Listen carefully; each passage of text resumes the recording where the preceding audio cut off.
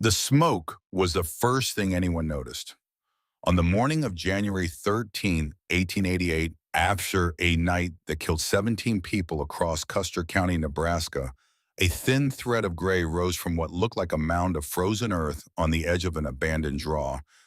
No cabin, no walls, no chimney that anyone could recognize as a chimney, just a low hump of sod and snow.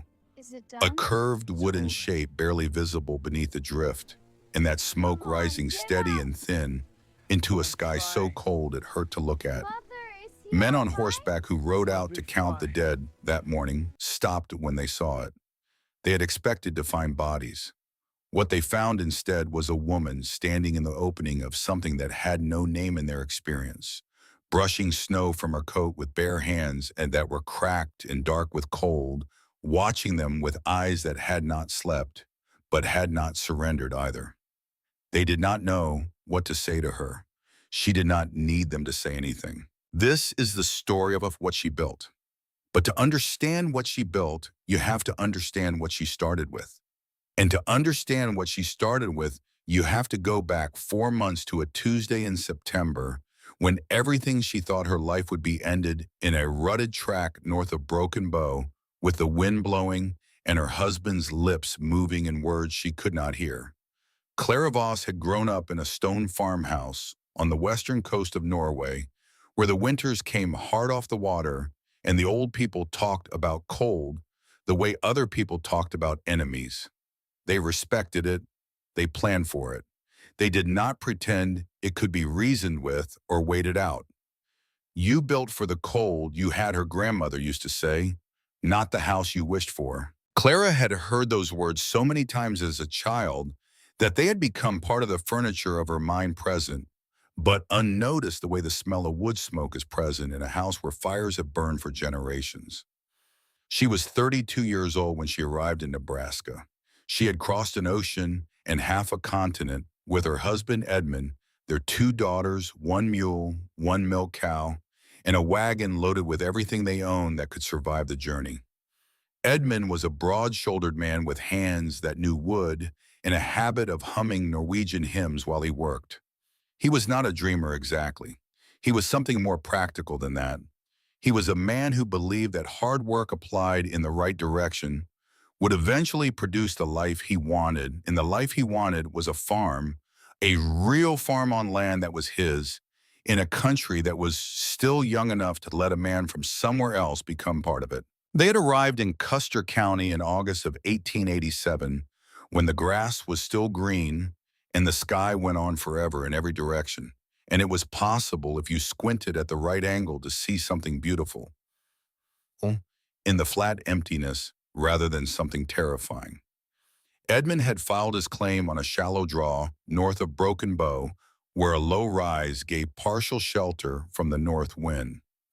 He had bought lumber secondhand planks from a rail siding near town cheap enough that they could afford them enough to begin. He had talked about the house they would build while they drove the wagon out to the claim. He had described each room. Clara had listened and let him talk because she loved the way he sounded when he was planning, and because she understood that the planning was part of how he kept himself moving forward. She did not know it would be the last thing he planned. The wagon wheel dropped into the rut on a Tuesday morning, 3 weeks after they arrived. The rut was not deep. It was the kind of rut that a wagon crosses 100 times without consequence, the kind that appears in dry ground when the earth contracts and splits along invisible fault lines. Edmund had driven across worse. He had been careful. He was always careful. But the load shifted. The second-hand planks, stacked and tied but not tied well enough, moved when the wheel dropped. They moved the way heavy things move when the balance tips pass the point of return, not slowly, not with any warning, just suddenly and completely, and without any possibility of stopping. Edmund was walking beside the wagon when it happened, checking the front wheel, which had been making a sound he did not like since morning. Clara heard the wood hit him. She heard it before she saw it, a sound that was not loud the way thunder is loud, but that she felt in her chest the way you feel the close strike of lightning, a compression, a wrongness. She was 20 yards away, carrying water from the creek. She dropped the bucket and ran. He was on the ground with the planks across his chest. His eyes were open. His lips were moving. She could not hear what he was saying because the wind was blowing, the way the wind always blew out there, constant and indifferent, carrying his words away before they reached her. She got her hands under the nearest plank and pulled, then the next. The wood was heavier than it had any right to be. Her arms shook. Her back screamed. She pulled until the planks were off him and she could kneel beside him and put her ear to his lips. She could not hear breathing. She pressed her hand to his chest and waited for movement. There was none. She stayed there for a long time, kneeling in the dirt with her hand on his chest and the wind blowing over both of them. The mule stood where it had stopped and did not move. The cow had wandered 20 feet away and was eating grass as though nothing had happened. The sky above was the same brilliant, indifferent blue it had been all morning. At some point, she became aware that Nora was standing behind her, 8 years old, holding Bee's hand. Bee was 5. Bee was asking a question that Clara could not answer. Nora was not asking anything. Nora had looked at her mother's face and understood that there were no answers available, and she had put her arm around her little sister and was holding her the way Clara had held her through difficult nights, firmly, without saying that everything was fine, just present, just there. Clara buried Edmund with shovels borrowed from a neighbor 2 miles away. There was no minister within reach. There was no time to send for one. The ground was still soft enough to dig, but it would not stay that way, and she knew it. She chose the rise north of the claim, where the wind never stopped, because she thought Edmund would have wanted to face into the wind rather than away from it. It seemed like something he would have chosen, and choosing it for him was the only thing she could do for him now. The girls wore their one good dress each. Nora held Bee's hand so tightly that Bee whimpered but did not pull away. Clara said the words. She knew the Norwegian words from her childhood, the ones her own mother had said over her father's grave, and then she stood for a moment in silence, with the wind pressing against her from the north, and then she picked up the borrowed shovel and began to fill the hole. She did not cry. There would be time for that later, she told herself. There was never time for it. On the morning after the funeral, Clara sat outside the canvas shelter they had rigged against the wagon's remaining side and did what she had been doing in her head since the moment she understood that Edmund was gone. She took inventory.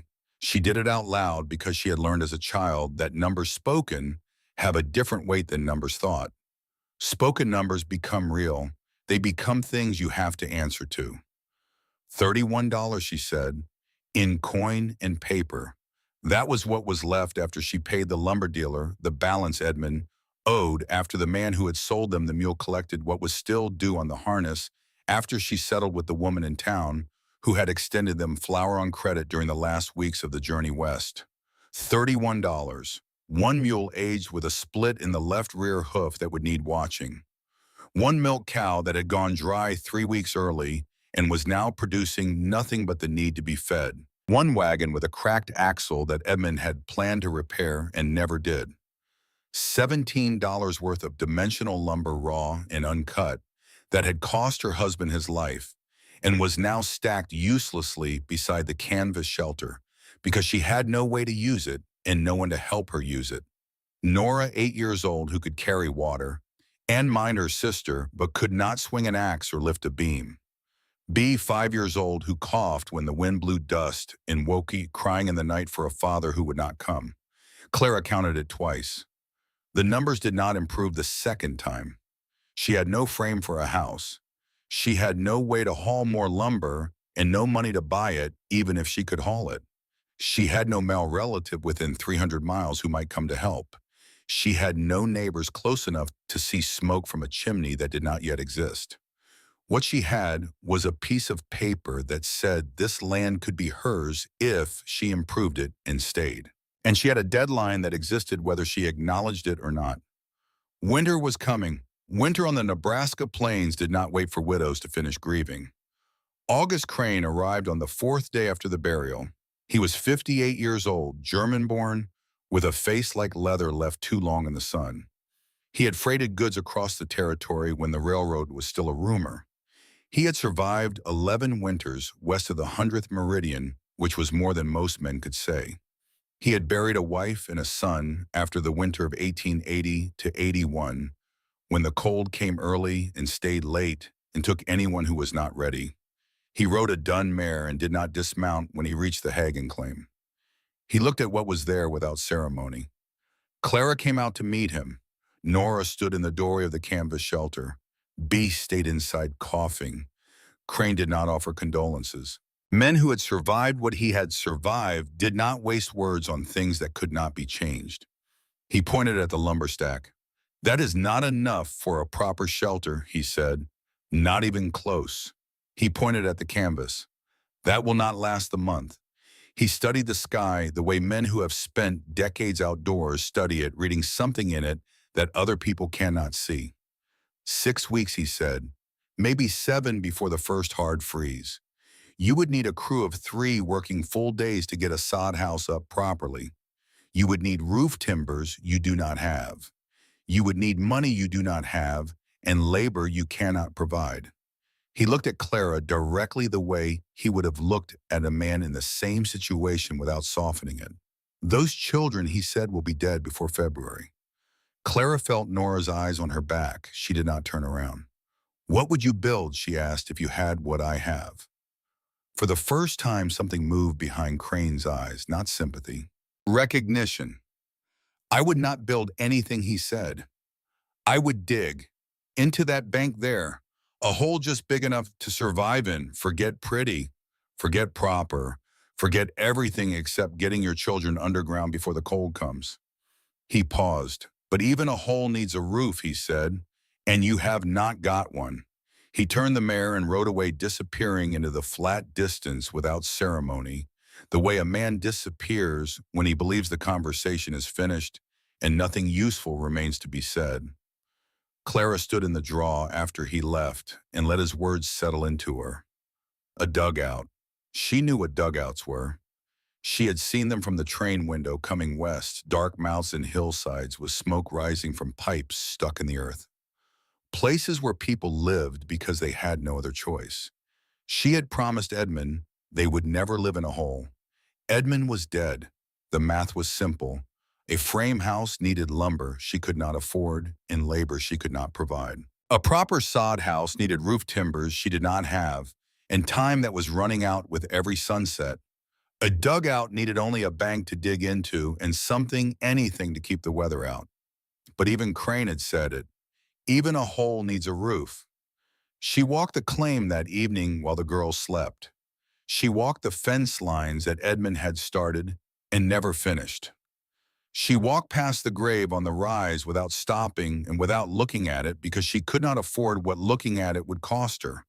She walked to the edge of their land where the neighbor's property began, and that was where she saw it. The wagon bed lay half sunk in the grass, tilted at an angle, almost invisible in the low light.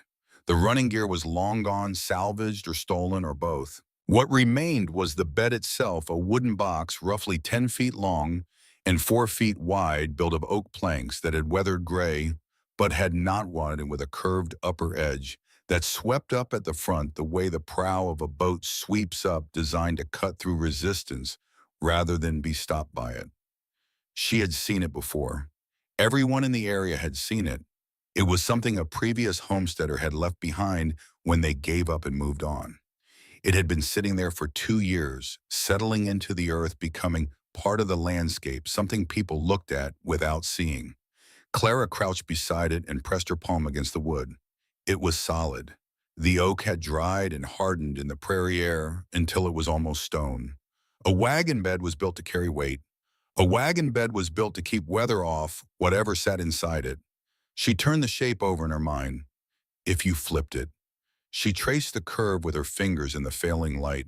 If you flipped it over and set it across the top of a hole in the ground, the curved crown would shed water. It would shed snow. It would break the wind. It was not a roof in any sense that a builder would recognize. It was not proper, and it was not pretty, and it would require her to solve problems she did not yet know how to solve. But it was 10 feet of solid oak, and it was sitting there, and it belonged to no one who would come looking for it. She did not sleep that night. She lay in the canvas shelter with B curled against her side and Nora's breathing slow and steady in the dark, and she thought through the shape of what she needed to do with the same methodical attention she had given the inventory. She did not let herself think about whether it would work. She thought only about what the next step was, and then the step after that, and then the step after that. Before dawn, she had the outline of a plan. The next morning, she walked to the Tanner claim the neighbors who had left for Kansas in the spring and confirmed what she already knew. The land had been abandoned. No one was coming back for it. The wagon bed belonged to no one. Then she went to the cut bank and began to dig.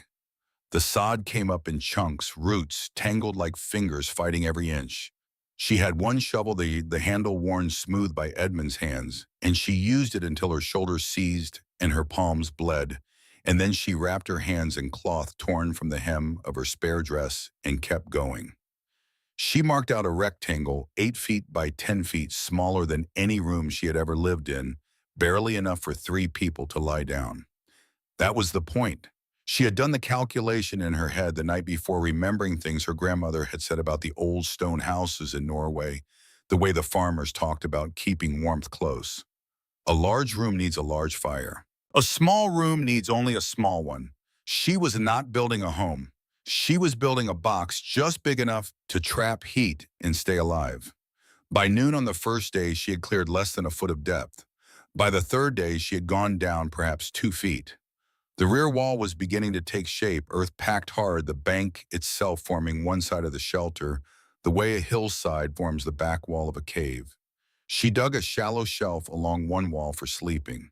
She dug a narrow trench near the entrance, angled to channel water away if it seeped in. Caleb Marsh found her on the 5th day.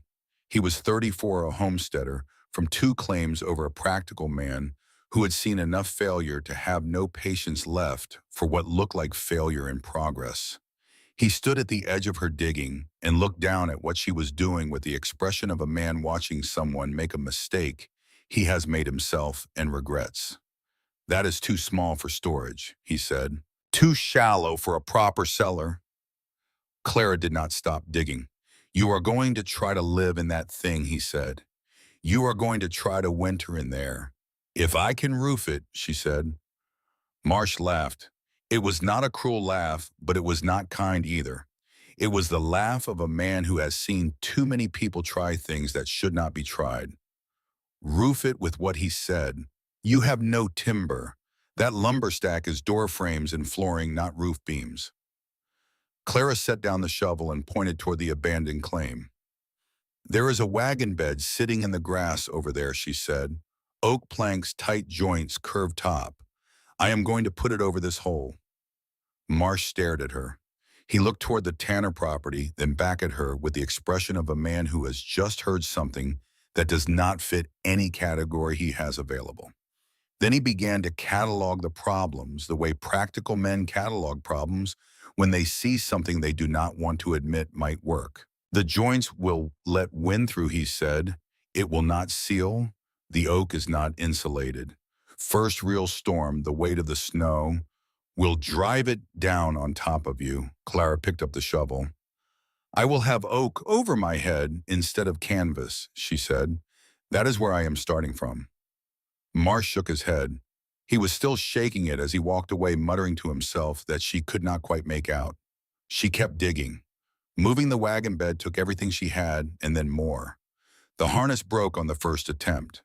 The leather gave at the stitching in the place where Edmund had meant to reinforce it and never did, and the whole rigging came apart, and the wagon bed moved 3 inches and then stopped. Clara sat in the grass beside the ruined leather and looked at the problem without allowing herself to feel the weight of it. Crying was a luxury. Crying took time. She did not have time. She had rope. She had strips of canvas. She had a mule that would work if she could rig something to make it pull. She had a block and tackle from Edmund's tools that she had never had occasion to use before. She worked through that night, braiding and knotting by firelight, while Nora slept and Bee coughed and the stars moved overhead in their slow, indifferent arc. By dawn, she had something that might hold. By mid-morning, she was back at the wagon bed with her makeshift rigging and her exhausted mule, and a determination that had nothing warm in it, nothing hopeful, only the hard, flat certainty that there was no other option. And so this one had to work. The bed moved, inch by inch, groaning against the earth, fighting the grass roots that had grown up around it in 2 years of sitting. It moved. The mule went lame on the second day, favoring the split hoof, and she rested it for 6 hours and then asked it to work again. And it did, because mules will do that. They will give you more than they should if you ask them in the right way. And Clara had grown up around working animals and knew how to ask. When the wagon bed finally sat beside the hole she had dug, she stood over it and felt nothing but the weight of what came next. She had to flip it. She had to raise one edge tip the whole mass past its balance point and let it fall into position with the curved crown facing the sky. It weighed more than she could lift. She was alone. She had known both of these things when she started, and she had thought about them every night since turning the problem over in her mind, the way you turn a stone looking for the edge that will fit your hand. She spent a night sketching in the dirt by firelight. The problem was leverage. She needed a fulcrum. She needed to raise one edge just far enough that the thing would tip past center and fall the right way under its own weight. She thought about poles. She had none long enough. She thought about ramps of earth. The mule could not pull uphill on that hoof, not with that weight. Then she looked at the cut bank itself. If she positioned the bed at the edge of the cut so that one long edge hung over the opening, if she raised the far side just enough, the slope of the land would help it fall the right way. The cut was the fulcrum. The earth she had already dug was the ramp. She repositioned everything the next morning. She rigged the block and tackle to a stake driven as deep as she could get it into the ground on the high side. She dug a shallow trough where she needed the bed to land. Then she began to lift. The mole pulled. The rope went taut.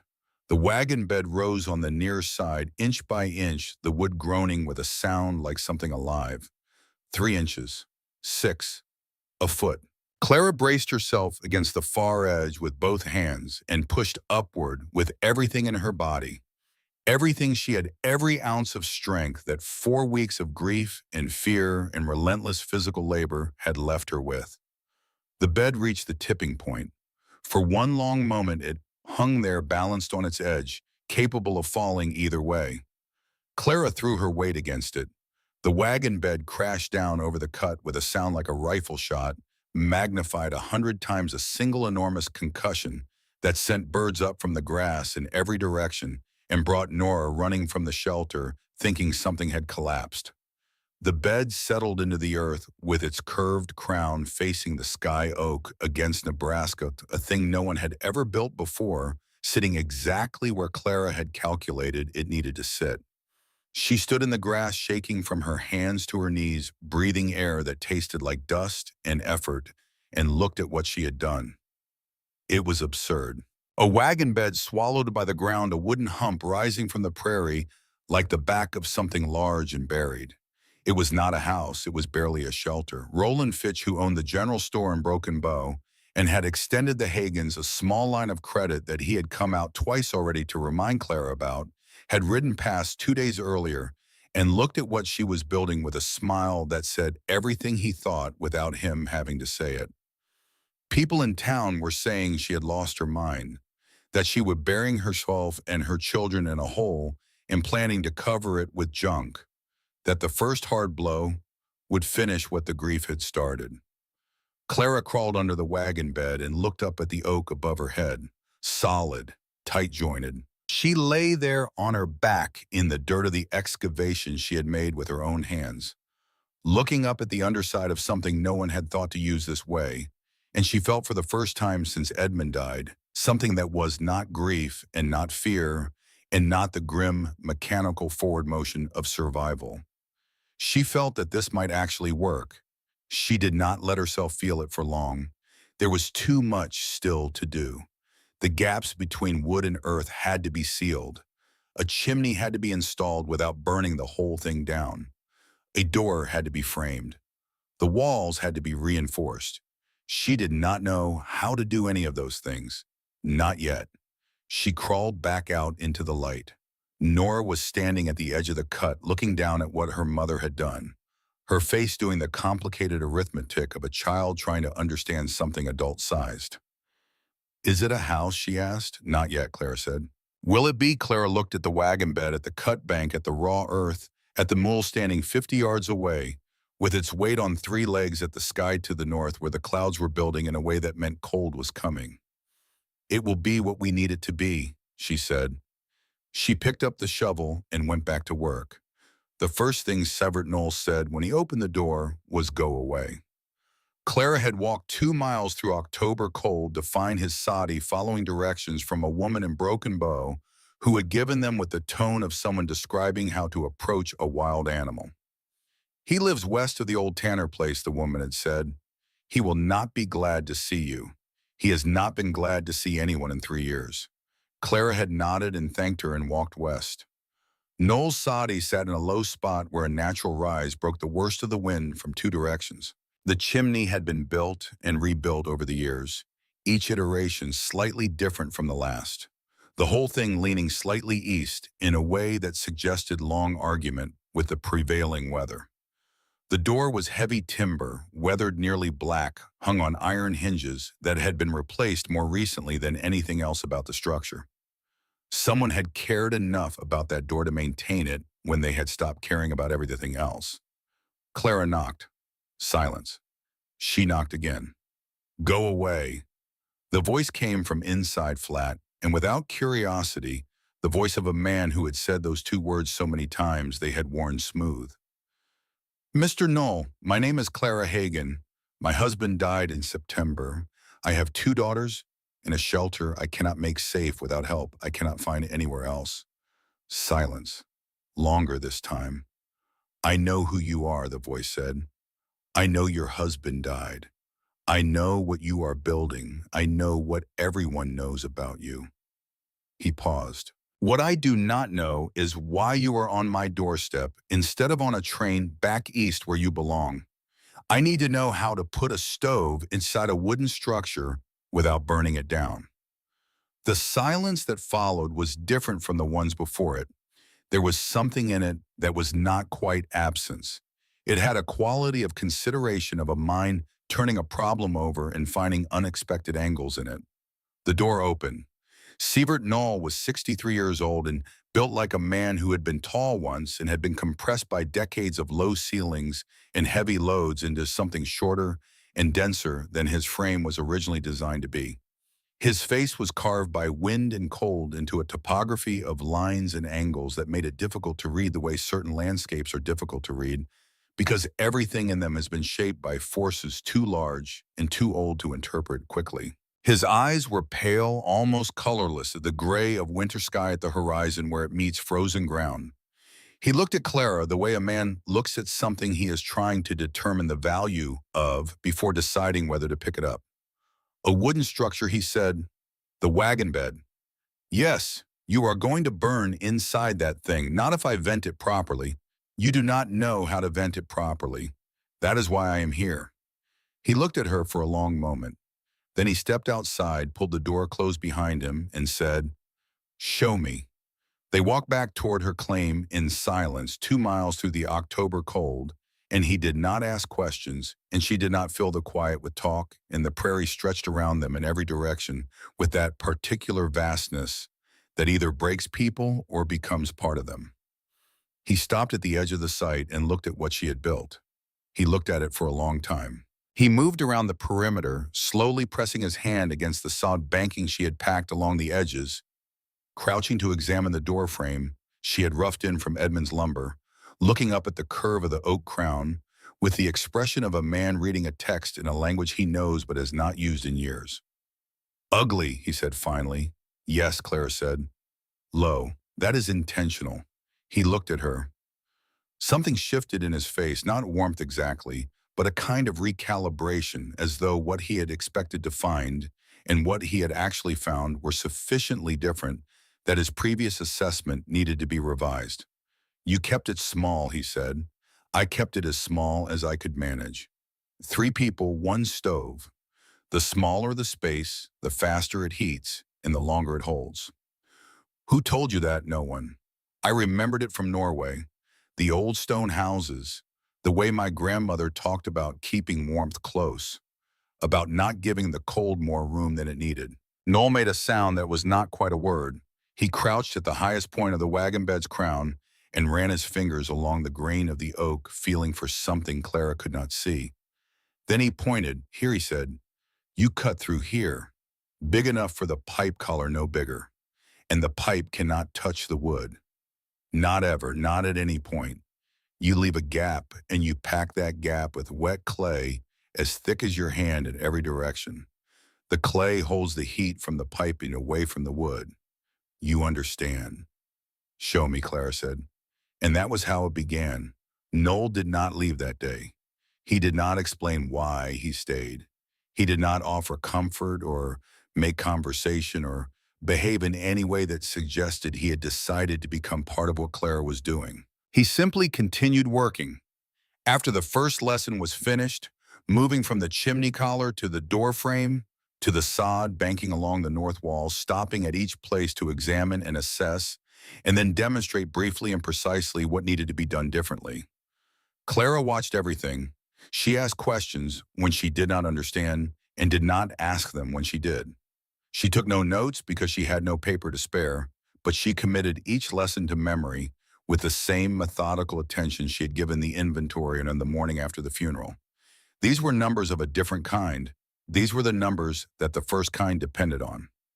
On the second day, Noel showed her how to test the draft by holding a smoking strip of rag near the chimney opening. On the third day, he showed her how to build the sod banking and courses that would shed snow rather than collect it, and how to angle the outer layers so water would run away from the base of the walls rather than pooling against them. He showed her how to recognize the smell of hot wood before it became the smell of burning wood, how to hear the difference between the creak of timber under acceptable load and the creak of timber under load it cannot hold. The trick is not warmth, he told her on the second day while they were packing clay round the stovepipe collar with careful hands. People think the trick is warmth. It is not. The trick is knowing what winter takes first. What does it take first? Air, then heat, then hope. He smoothed the clay with the side of his thumb, working it into the gap with the patience of a man who understood that patience was not a virtue, but a tool, the same as a chisel or a draw knife, something you picked up when the job required it. This shelter of yours, he said, it is ugly and it is small and it is not what anyone else would build. But you are building for the weather you have, not the house you wish for. That is the difference between people who survive out here and people who do not. Clara said nothing. She pressed her hands into the clay and kept working. But the words settled into her the way his other lessons had settled in, taking their place in the structure she was building in her mind, alongside the structure she was building in the earth. Before Noel left on the fourth evening, he did something Clara did not fully understand until months later. He walked the ground between the shelter and the Tanner property line, pacing it in a straight line, stopping every 30 feet to press a short wooden stake into the earth. The stakes were no more than a foot high, barely visible in the grass. He had cut them himself from salvaged wood and carried them in a sack she had not noticed until he began placing them. "What are those for?" she asked. He pressed the last one in and straightened up. "In case," he said. "In case of what?" He looked at the sky to the northwest for a moment, reading something in it that she could not yet read. "In case of what comes," he said. He picked up his tools and walked back toward his own soddy 2 miles west, and she watched him go and file the stakes away in her memory alongside everything else he had shown her. Another lesson whose full meaning she would not understand until she needed it. Caleb Marsh came by on the fourth day of Noel's visits, drawn by the smoke from the small fire they were burning to test the draft. He stood at the edge of the site and watched Noel work with the expression of a man recalculating something he thought he had already figured out. He did not say anything for a long time. Then he pointed to 2 places where the sod courses needed to be staggered differently to lock together properly, and then he said he had his own work to get back to and left. But he had stayed for 40 minutes, and before he left, he had helped Noel lift and position 3 sod courses that neither of them could have managed alone. The door went in on the 5th day, hung on leather hinges cut from the ruined harness, fitted tight enough in its frame that when Clara pulled it closed from inside, the sound of the wind dropped to almost nothing. She stood in the dim interior with the door closed and the small fire going in the barrel stove and the clay collar holding the pipe away from the wood, and she listened to the wind pressing against the outside of everything she had built, testing it, looking for the way in. It found gaps. There were still gaps. There would always be gaps in something built this way. But the interior was warmer than the outside by enough to matter warm in the way that a cupped hand is warm around a small flame, not comfortable, not generous, but sufficient. B slept through the night without coughing. November arrived cold and got colder. Clara cleared snow from the crown of the wagon bed twice on the day of the first real snowfall, climbing up with a flatboard to push the accumulation off before it could load the oak past what she trusted it to hold. The second snow came 3 days later, wetter and heavier, the kind that packed into ice if you left it. She cleared it before dawn and again at midday, her arms shaking with exhaustion by the time the sky cleared. Noel had returned twice in October, checking the seals, adjusting the damper, showing her how to build a low snow wall on the windward side that would break the drift before it reached the crown. The snow wall was not tall, not impressive, not anything that a person passing would have identified as a deliberate structure. It was 3 feet of stacked sod at an angle calculated to make the wind rise over the shelter rather than drive directly against it. He had built the first section and then watched while Clara built the rest, correcting her angle once and her coursework twice and saying nothing else. The wall worked. She could feel it working in the way the shelter's temperature held more steady on the days when the north wind was strongest. Roland Fitch came on a morning when the temperature was low enough to freeze the condensation on the inside of the doorframe. He rode his good horse where his town coat carried his ledger.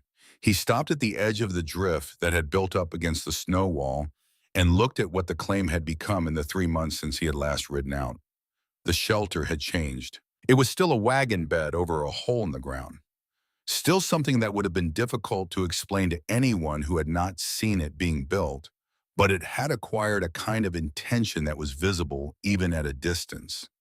The snow wall curved around the windward side with the deliberateness of something designed rather than thrown together. The sod banking had been built up in careful courses. The chimney rose from the crown at the right place in the right angle, trailing a thin, steady thread of smoke. "Mrs. Hagan," he said, "I want you to know that I have been patient about the debt your husband left." Clara said nothing. "Patient has its limits," he continued. He opened the ledger with the practiced ease of a man who had performed this gesture many times in front of many people in difficult circumstances. "I could call it due today. Take the mule, the cow, whatever else holds value." He spread his hands. "Or you could consider whether this claim is worth what it is costing you." Clara looked at him. "How many claims have you acquired from widows?" "Mr. Fitch?" His expression did not change, but something behind it did something small and quick that he covered immediately with the smoothness of long practice. "I help people who need helping," he said. "That is all. Then I do not need your help." She held his eyes without blinking. "Come back in the spring with your ledger. I will settle the account when the ground thaws." Fitch closed the ledger. He gathered his reins. "Winter is long. Mrs. Hagan," he said, "these plains have buried stronger people than you." He turned his horse and rode south toward town, and Clara watched him go, then went inside and added a piece of wood to the stove and sat for a moment with her hands around the warmth of it, feeling the heat move from the iron through her palms and into the cold bones of her fingers. She was not afraid of Fitch. That surprised her. He was a man whose power depended on other people believing that they had no options. And she had found an option. She had dug it out of the earth with her own hands, and it was holding. As long as it was holding, Fitch's power over her was limited to what she owed him on paper. She intended to pay what she owed on paper, but first she needed to solve the fuel problem that had been pressing against her since October. The cow had gone dry in August and had not freshened since. It ate what little hay she had and produced nothing in return. Clara had been putting off the decision for weeks, attaching to it the same reluctance she attached to all the decisions that felt like surrendering something of the life she and Edmund had planned. But surrendering something manageable now was better than losing everything in February. She rode to find Crane on a gray December morning and offered him the cow. Crane looked at the animal for a long time without speaking. Then he looked at Clara. "She is worth $12, he said. "She is worth what she will produce," Clara said, "which is nothing until spring, if then. I need fuel money now." Crane was quiet for a moment. $9, he said, "and I will have a cord of good cottonwood delivered to your claim before the week is out." "Done," she said. He counted the coins into her hand without ceremony. The cottonwood arrived 2 days later, stacked by Crane's hired hand, against the snow wall where the wind could not reach it.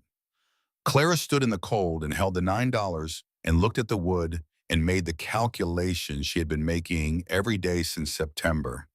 How many weeks until spring? How much fuel per week? How much food remained? How many ways the numbers could go wrong? The numbers were still difficult, but they were manageable. For now, they were manageable. January 12th began warm.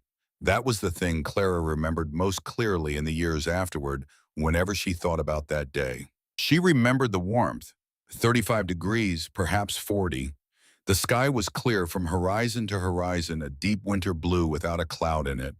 The wind was soft and came from the south, and it carried a quality that felt almost like a promise. She had let herself feel it. That was what she could not forgive herself for in the first hours of what came after.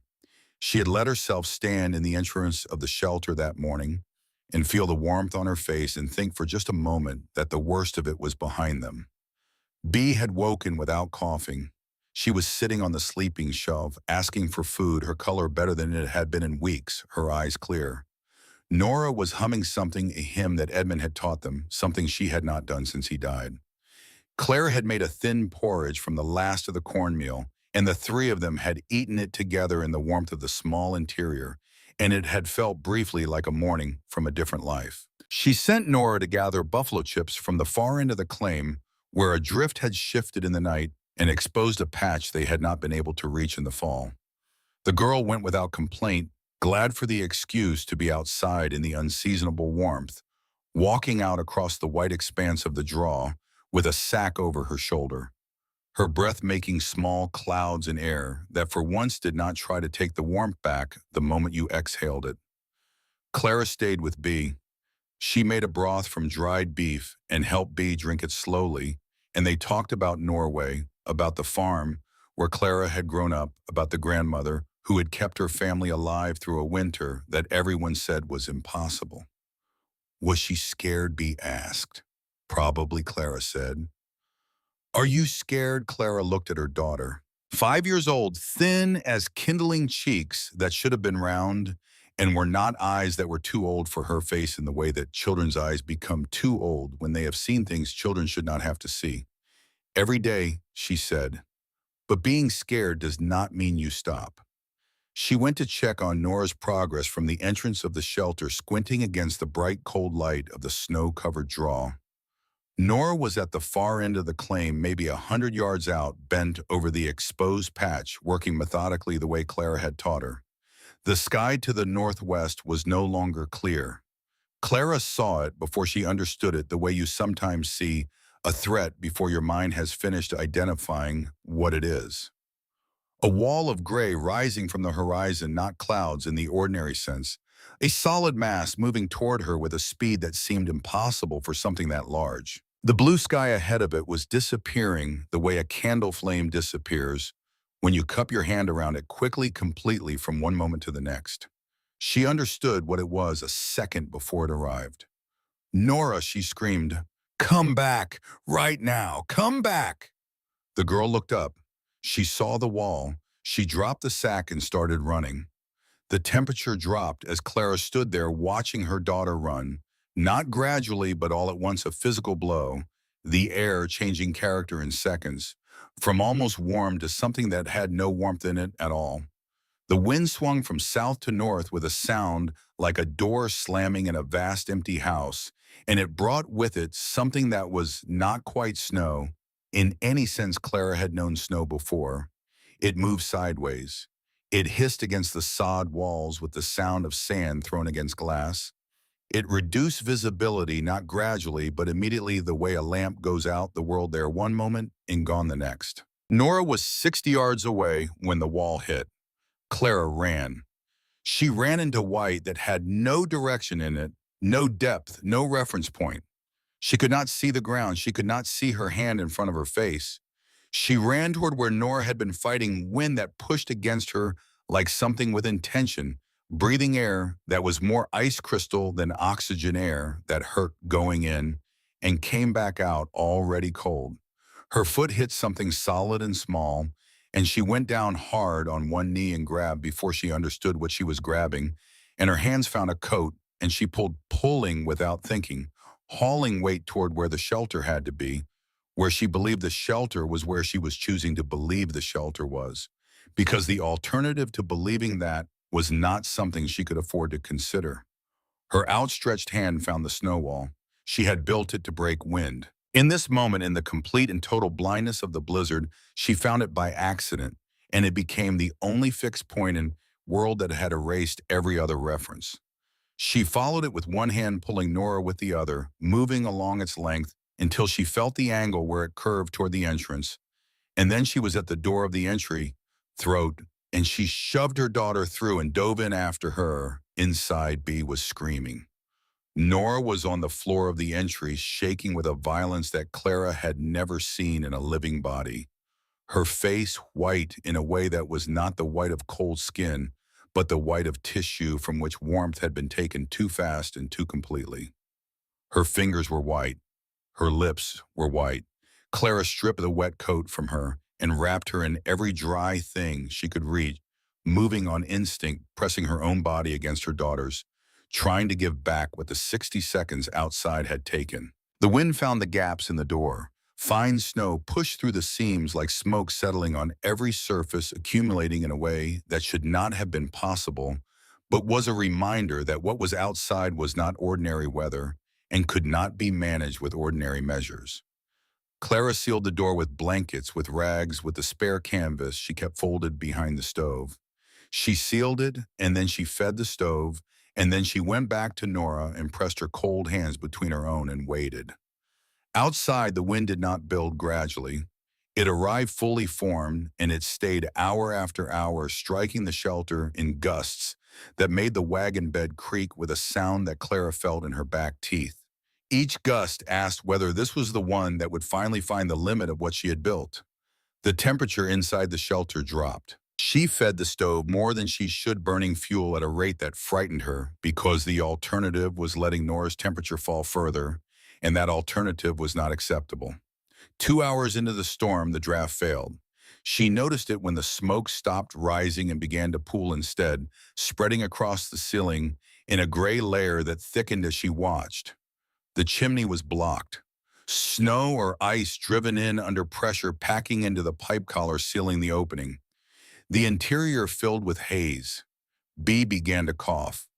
Nora stirred on the shelf, disoriented, calling for her father in a voice that did not sound fully conscious. Clara found the clearing rod by feel. Noel had made her make it a long stick with a bent nail at the end, kept in the entry throat exactly for this reason. She had thought at the time that it was the kind of precaution that careful people took and probably never needed.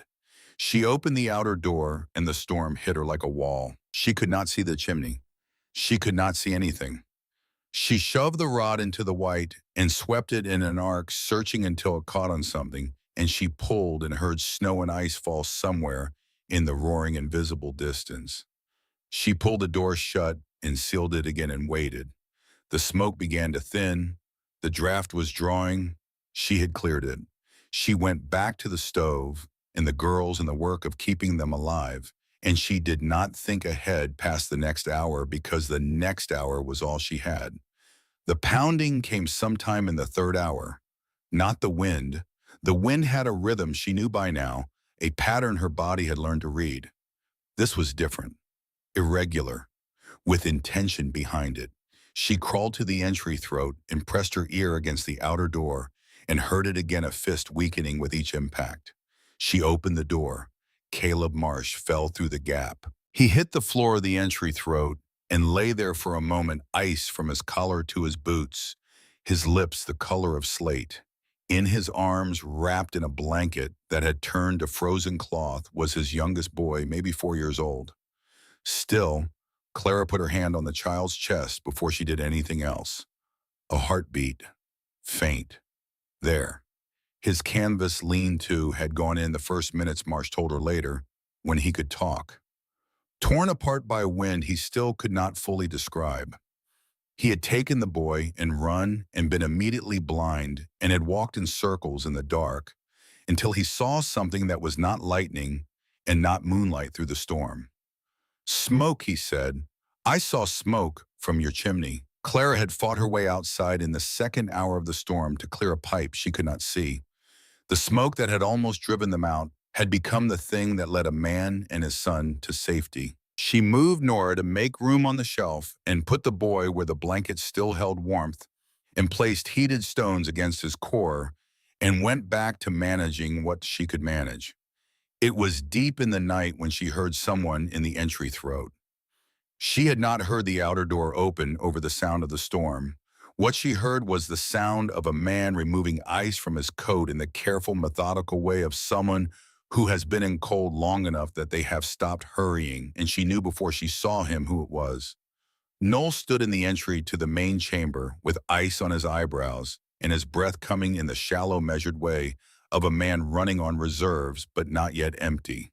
He was carrying fuel, twisted grass, dried chips, 3 actual sticks of wood that he held as carefully as if they were something irreplaceable, which in this context they were. How did you find us? Clara said. He set the fuel down beside the stove. I strung a rope from my place toward the east last fall, he said. He said it the way you say something that should be obvious. Staked into the ground at intervals low enough that the snow would not bury the line long enough to reach the Tanner boundary. He looked at her. I have done it every October for 11 years. A fixed line is the only navigation that works in a whiteout. Everything else fails. She understood then what the stakes had been for those short wooden pegs he had pressed into the earth on that October evening without explaining himself. He had not been doing something new. He had been doing what he did every year, maintaining the lifeline that could lead him to someone who needed him or lead someone who needed him to safety in the kind of storm that erased every other landmark. He had said in case. He had meant exactly that. Not in case of this specific storm, but in case of the storm that always came eventually, the one that made every other precaution irrelevant. He had prepared for it the way you prepare for things that are certain, but not scheduled quietly without announcement before the need was visible. He crouched beside the stove and adjusted the damper without asking permission, bringing the burn down to something lower and more sustainable. You are burning too fast, he said. Let the bodies do the work. 5 people in a space built for 3 will generate more heat than you think. Do not give the fuel away faster than you have to. Then he stood up. Keep them alive until dawn, he said. The worst will pass by then. He went back into the entry throat and out into the storm, and Clara listened to the sound of him going and then could not hear him anymore over the wind, and she went back to the stove and the children and the long work of the night. The wagon bed groaned above her through the hours of the dark, protesting the weight she could not see and could not clear, asking the same question the wind asked with every gust. She listened to each groan and measured it against what she knew about how the oaks sounded under load, the sounds Noel had taught her to read, and none of them were the sounds she was afraid of. In the deep, resonant crack that would mean the span was failing. The snow wall was doing its work. The wind was loading the wall instead of the crown. The angle she had argued with herself about in October had been right. Dawn came not as light, but as a lightening of the white, a sense that somewhere beyond the howling, the sun still existed. The wind slowed. The temperature rose from the territory where it had no name to the territory where it merely hurt. Clara opened the outer door and looked out. The snow wall was gone, buried under a drift that rose 6 feet against the north side of the shelter. The entry throat opened into a canyon of packed white. Beyond that, the prairie had been remade into something featureless and absolute, a single unbroken white that went to every horizon without interruption. The wagon bed had not collapsed. The sod banking had not torn away.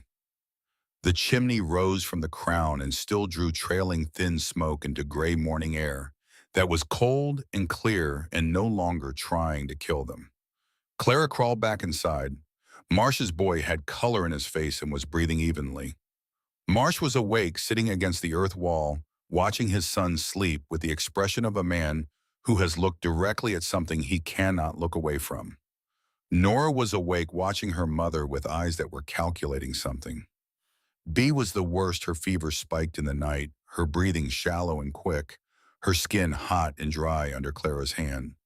They had survived the storm. Surviving the storm was not the same as surviving the winter. Clara looked at what was left of the fuel. She looked at her daughters. She looked at Marsh and his boy and the earth walls and the wooden ceiling that had asked to break all night and had not broken. She had built for the weather she had. It had held. The first man who came to look arrived on foot, struggling through drifts that reached his waist. He stopped at the edge of the buried snow wall and stared at the shelter the way people stare at things that should not exist but do. "Mrs. Hagan," he said. "Yes, I am looking for Caleb Marsh. His wife said he went out to check the stock the morning of the 12th and never came back. Someone saw smoke from your chimney. They said if anyone was still alive out here, he is inside. His boy, too." The man looked at the wagon bed at the chimney, still threading smoke into the gray morning air, at the entry throat opening into its canyon of packed white. He shook his head slowly. "That is your place," he said. "That buried thing. That is my place, and they are alive in there. Everyone who made it inside is alive." He stood in the snow for a moment longer. "The Anderson place collapsed," he said before he turned to go. "The sod house on the ridge. 3 of their children did not make it. They were in bed when the roof came down." Clara said nothing. There was nothing to say that would be adequate to that. "Your place held," he said. "Yes." "How?" She looked at the wagon bed, barely visible under its coat of snow and ice, the curved crown that had shed load all night, while flat roofs collected at the low walls that had held heat, while larger spaces blended into the dark. "I built for the weather I had," she said. "Not the house I wished for." He nodded, though she was not sure he understood. Then he turned and began the long walk back through the white. August Crane came on the 3rd day after the storm. He dismounted at the drift and moved around the structure, deliberately checking the angles, pressing his gloved hand against the sod banking, crouching at the entry throat to look inside. When he straightened up, he held out a folded piece of paper without preamble. "The county wants to know if you would be willing to show others," he said. "Families who lost everything. Families who need to rebuild before the next storm finds them with nothing over their heads." Clara took the paper. A list of names. 8 families. Crane's jaw worked for a moment. He was not a man built for what came next, and she could see the effort it had cost him. "I told those children would not survive," he said. "I said the first hard blow would finish them." He met her eyes directly. "I was wrong. What you built held when houses I helped frame did not. I cannot explain it, but I cannot argue with it either." Clara looked at the list. 8 families. 8 chances for someone else to survive what the Andersons had not survived. "Start with the Lindgrens," Crane said. "Young couple, new baby. Nothing but canvas right now. They are the most desperate." He mounted and rode away. Clara put the list in her coat pocket and went inside to check on B. The Lindgren claim was 4 miles east in a draw that offered no protection from the north wind. Clara walked there with Nora, leaving Bay in the shelter with careful instructions for keeping the fire at the right level. Instructions B, at 5 years old, received with the seriousness of someone who understood exactly what was at stake. Eric Lindgren was barely 22, trying to rig replacement canvas over the ruins of what the blizzard had torn apart. His wife Petra sat inside the makeshift shelter, nursing an infant that could not have been more than 3 months old. Her face had the particular exhaustion of a woman who had not slept in days and had stopped expecting to. "Please," Eric said when he saw Clara. "Mr. Crane said you might come. He said you built something that held." She walked the claim the way Noel had walked hers, reading the terrain, tracing where the wind would come from, and where the water would go when the snow melted. The draw was sheltered on 3 sides, but open to the northeast, which was exactly the wrong direction to be open. The site Eric had chosen was low and wind exposed, and directly in the path of every drainage line on the property. "Here," Clara said, pointing 20 yards west where a low ridge broke the approach. "Dig here. 8 feet by 10, no more. Keep it small." "But the baby," Petra said from inside the canvas. "We need room." "You need warmth more than room. A large, cold space will kill a baby faster than a small, warm one keeps it alive." Eric looked at the site she had indicated, calculating the way Clara had calculated in September, running the numbers of what he had against what he needed. "We do not have a wagon bed," he said. "You do not need one. You need a roof that sheds weight and does not catch wind. Show me what you have." They worked until dark. Clara showed Eric how to cut sod at angles that locked the courses together, how to build a low-pitched roof frame from salvaged lumber that would shed snow rather than hold it, how to create an entry throat from nothing more than 2 extra walls and a turn. When Clara left, the foundation was dug, and the first courses were laid, and there was something taking shape that had not existed that morning. "How do we repay you?" Eric asked. "Teach someone else when you know how," Clara said. "That is repayment enough." She walked home in the dark with Nora beside her, counting the remaining families on Crane's list in her head, and calculating how many miles were between her and each of them, and how many weeks before the next storm found them with their roofs unfinished. She walked faster. The flood at the Hoffman place came in March, when the thaw was 3 days old and moving faster than anyone had anticipated. Clara had checked their drainage 2 days before and judged it adequate. She had walked the trenches herself, measured the angles, confirmed that the water had somewhere to go. What she had not done was walk the full drainage path upstream all the way to where the draw narrowed above the shelter site, where meltwater from the higher ground had been pooling behind a wall of ice all winter. Invisible under the snow, building pressure that had nowhere to go except through. The ice dam broke in the night. The water came down fast and found the Hoffman shelter in minutes. The family woke with meltwater rising to their knees in the dark. They got out. They lost everything else.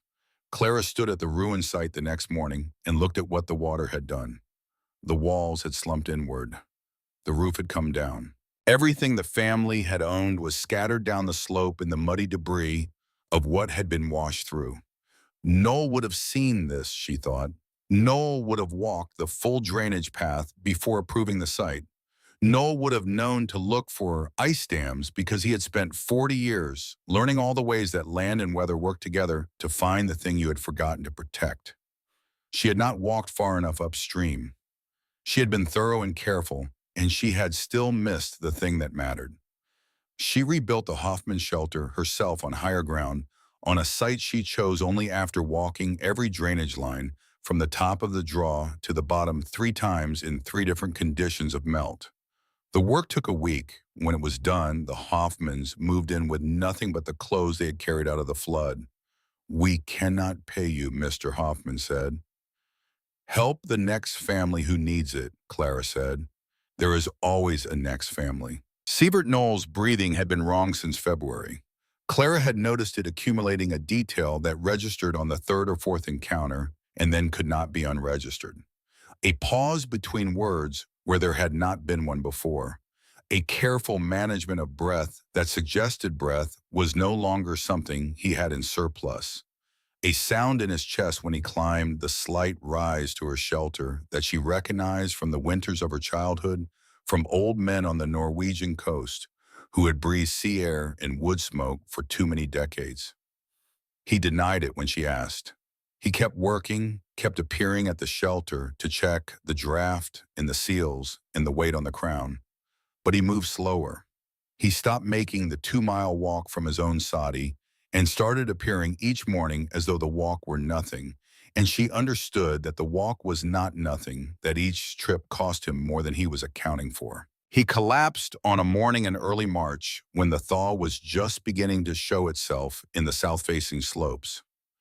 She found him in the entry throat on his breath shallow and his lips the color of old ash. She dragged him inside and laid him on the sleeping shelf. His eyes, when they opened, had a quality of distance that she recognized from Edmund's last minutes, though, with Noel. It was slower, and there was a quality of choice in it, as though he had decided something. The Hoffman drainage, he said. I checked it 3 times, all the way upstream. Good. He closed his eyes. Spring will find everything you missed, I know. Rest now. He was quiet for a while. Outside, Nora was doing something with wood, the sound of measuring and cutting that had become part of the shelter's daily rhythm. Bee was mixing clay in the small trough near the entrance, humming to herself, recovered fully from the fever that had frightened Clara more than the storm. You never told me why you helped me, Claire said. That first day, you came to look, and then you stayed. Noel was quiet long enough that she thought he had gone to sleep. Then he said, I had a daughter. He said it the way you say something you have been carrying for a long time and have finally decided to put down. She waited. She was 7 years old when the fever took her, he said. 1859. I was on a freight run to North Platte 3 days from home. By the time I got back, she was buried. My wife left after that, said she could not look at me without seeing the empty place at the table, said I had chosen the road over my family. He paused, gathering breath. Maybe she was right. I thought about it for a long time afterward, and I could never say she was wrong. Clara said nothing. When I saw what you were building, he said that ugly, desperate thing, I saw someone fighting the way I should have fought. Someone who was choosing the hard thing because the hard thing was the right thing for the people who depended on her. He paused again longer this time. I thought if I helped you, maybe it counted for something. Maybe it evens something that I have owed for 30 years. Does it? Clara asked. He almost smiled. It was the first time she had seen anything approaching warmth on his face, and it changed the whole topography of it briefly, the way a single light can change a dark room. Ask me when I am dead, he said. He died 3 days later, before the sun was fully up, in the small hours when the cold was at its deepest and the fire needed tending. Clara was awake when it happened, as she had been awake for most of those 3 days. When the breathing stopped, she sat beside him for a long time without moving, holding his hand, feeling the warmth leave it, the way warmth leaves a coal when the fire underneath it goes out. She buried him on the rise beside Edmund, where the wind never stopped. The girls helped dig the grave. The ground was soft enough now, the frost releasing its hold inch by inch as March moved forward. They did not speak while they worked. Noel had been a stranger who became a teacher, who became something without a precise name, something in the territory between neighbor and family that the plains created between people who had survived the same winter. Clara stood at the grave after it was filled and looked out over the prairie that was beginning to show the first thin green of returning grass through the white. She said the Norwegian words from her childhood and let the wind take them. Then she turned and went back down the slope to where her daughters were waiting, because there was still work to do, and the work was what he had left her, and doing it well was the only tribute that would have meant anything to him. Roland Fitch had kept his word after their confrontation at his store the previous spring, withdrawing his attempts to undermine what Clara was teaching, sending customers to her when they asked about winter shelters. None of this had come from a change of heart. It had come from a calculation, the same kind he made about everything. His reckoning came in January of 1889.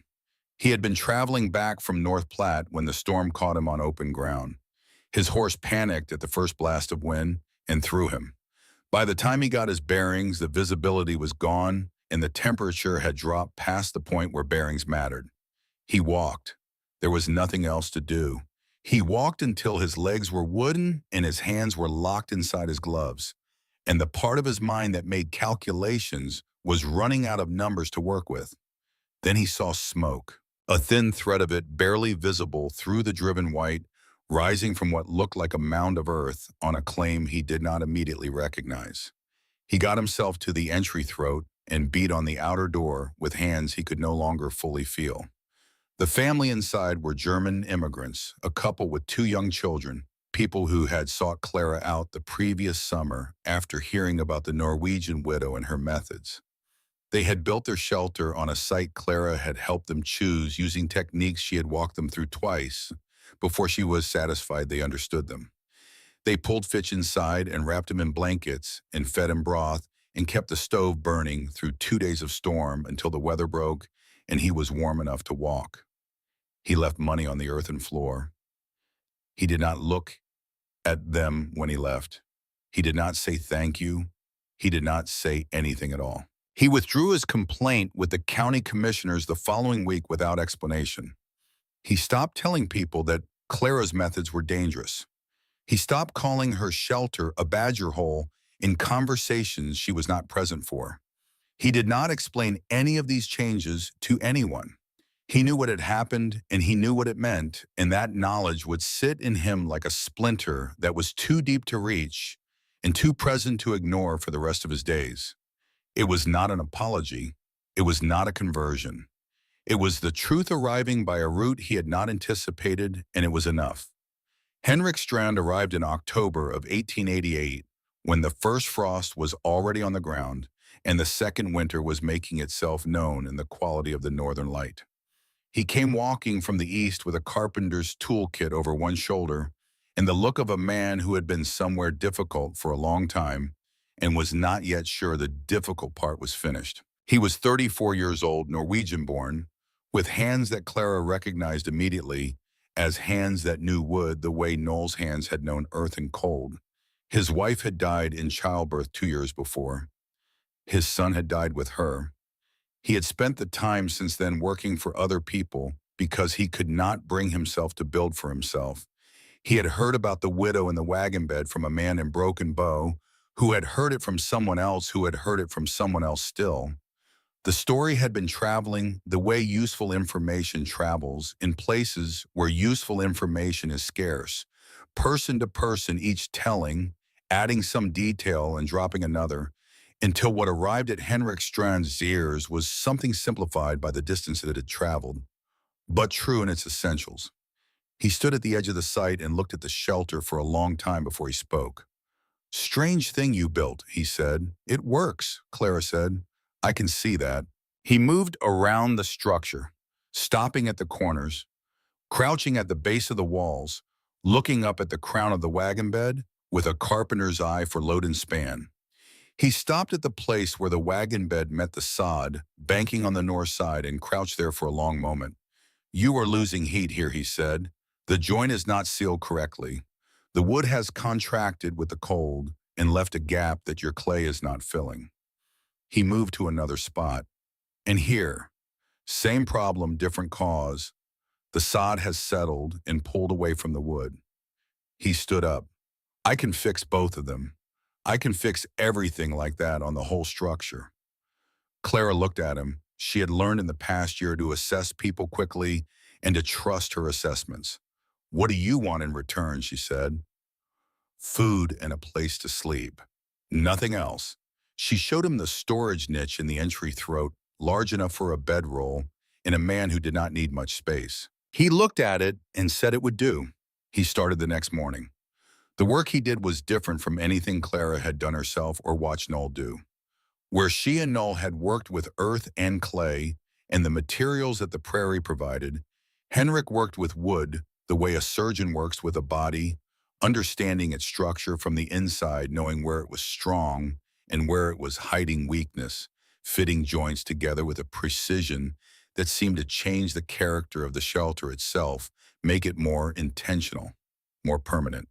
He found 12 places where heat was escaping, He sealed 11 of them in the first week and spent 3 days on the 12th because the problem there was structural. The wagon bed had developed a slight bow. Over the summer, under the weight of the sod, and fixing the joint properly required first addressing the bow, which required cutting and fitting support braces from salvaged lumber in a way that redistributed the load without weakening the span. Nora watched him work from the first day. She watched with the focused attention that Clara recognized as the same attention she herself had brought to watching Noel, the attention of someone who is not merely curious, but is cataloging, storing, building an internal model of how things work. On the third day, she asked if he would teach her. He stopped working and looked at her for a long moment, this 8-year-old girl, with her mother's jaw and her father's eyes, and a quality of stillness that did not belong to her age. "Ask your mother," he said. Clara said yes. From that day, Nora spent her mornings learning to measure and mark and cut and fit, working beside Henrik with a seriousness that he matched without condescension, treating her as an apprentice rather than a child. Bea appointed herself the authority on clay and earthwork, mixing and applying, and insisting on standards that she had developed by watching her mother, and that were Clara noted was something that felt like astonishment, genuinely correct. The second winter came in December and hit hard and stayed hard. 21 of the 23 shelters Clara had helped build that year held through everything the winter brought. One failed because the family had overloaded the center span of their roof despite her specific warning about weight distribution. One flooded in January from a drainage problem she had not identified correctly. Both families survived. Neither family blamed her. "You cannot save everyone," Hendrik said on the evening after she heard about the second failure. They were sitting in the entry throat watching snowfall, the silence between them comfortable. In the way that silence becomes comfortable between people who have been through enough to know that silence is not emptiness. "I know," she said. "You can only teach. What they do with it is their choice. Knowing does not make it easier." "No," he was quiet for a moment. "But you learn to carry it. You find something worth building and you put your hands to the work, and eventually the weight becomes part of you instead of something you are dragging." She understood that he was talking about more than shelters. She put her hand over his. He did not pull away.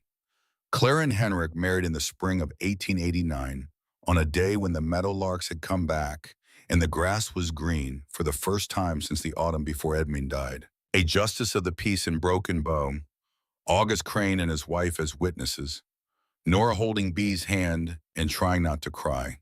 Henrik wore a borrowed coat and stood beside her with the quality of stillness she had come to recognize as his particular form of presence, fully there, fully attentive, no part of him somewhere else.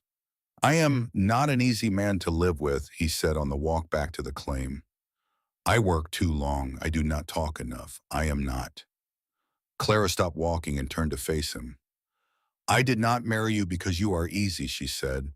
"I married you because you build things that last. Because my daughters trust you.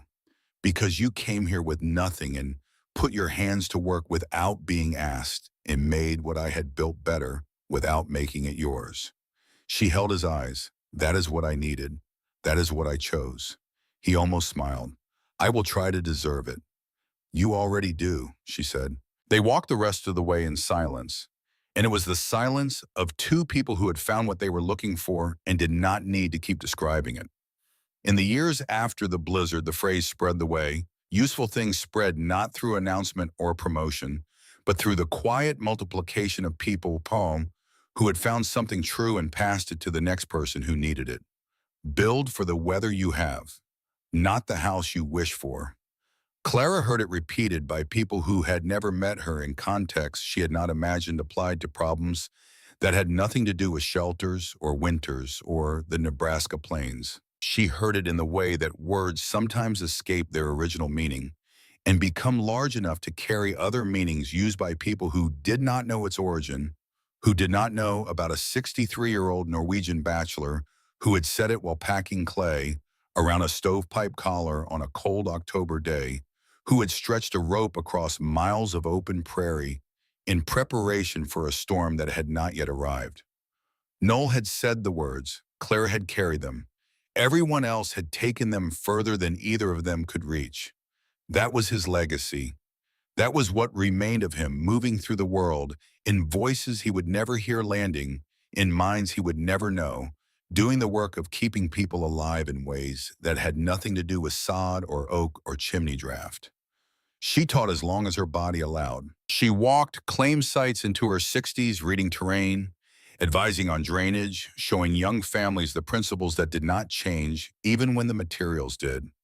When her legs would no longer carry her the distances she needed, she taught from her chair at the door of the shelter, sketching angles in a notebook Henrik had given her, explaining weight distribution to anyone who came and would listen. Henrik died in the winter of 1903 in his sleep in the room he had built with his own hands beside the original dugout.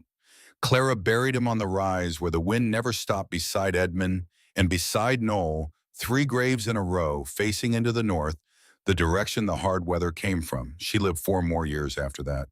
The prairie changed around her and did not change. More settlers arrived, more shelters went up. The ones built on good principles survived. The ones built on wishful thinking mostly survived too, because the winters grew milder for a stretch of years and luck covered a multitude of errors, and people forgot what the bad winters felt like until the bad winters came back to remind them. But the knowledge remained, passed from family to family, spoken at fence lines and in the backs of stores, carried by people who had learned it from people who had learned it from someone who had once stood on a cold Nebraska evening, pressing her palm against a rotting wagon bed and seen something no one else had thought to see. B stayed on the claim after Clara died in March of 1907, on a morning when the thaw was just beginning and the first meadowlarks had returned. They found her in her chair by the window, facing the rise where the 3 graves were facing into the north, the way Edmund had always faced into the wind. The wagon bed was still there under decades of grass and sod, barely visible as a slight rise in the ground, a low curve that most people would have walked over without noticing. B kept it that way. It was not useful anymore. The rooms Henrik had built stood solid around it, properly, framed properly, sealed properly, drained the product of everything Clara and Henrik and Noel together had learned and built and passed forward. But the wagon bed was where it had started. A woman alone with a shovel in a problem no one else had solved, and the stubbornness to refuse the solution that everyone else was offering, which was to give up. It had held through a night that killed 17 people. It had held through everything that came after. B told the story to her own children. They told it to theirs. It changed in the telling and the way all stories change, becoming simpler and stranger and more like legend. The hard specific details of clay weights and draft angles softening into the broader shape of a woman who had done what could not be done because she had refused to believe it could not be done. But the core of it did not change. The thing that was true at the beginning stayed true through every telling. She had looked at what she had, not what she wished she had, not what she might have had if things had gone differently. What she actually had on a September morning in 1887, with the wind blowing and the numbers refusing to improve no matter how many times she counted them. And she had built from there.